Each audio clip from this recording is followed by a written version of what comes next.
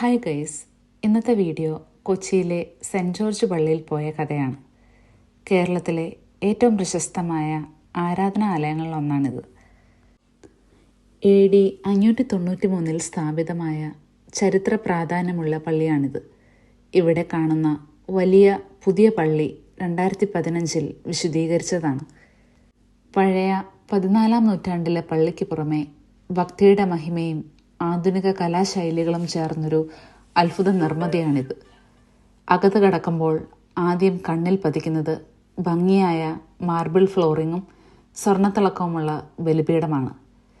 മുഴുവൻ ബലിപീഠവും തേക്ക് മരത്തിൽ കൊത്തുപണിയായി ഇറ്റലിയിലെ കലാകാരന്മാർ സ്വർണ്ണപ്പൂശിലയിൽ അലങ്കരിച്ചതാണ്. ബലിപീഠത്തിന് മുകളിലുള്ള ഐ ഓഫ് പ്രൊവിഡൻസ് തൃത്വദൈവത്തിൻ്റെ സാന്നിധ്യം ഓർമ്മിപ്പിക്കുന്ന ശക്തമായ ചിഹ്നമാണ്.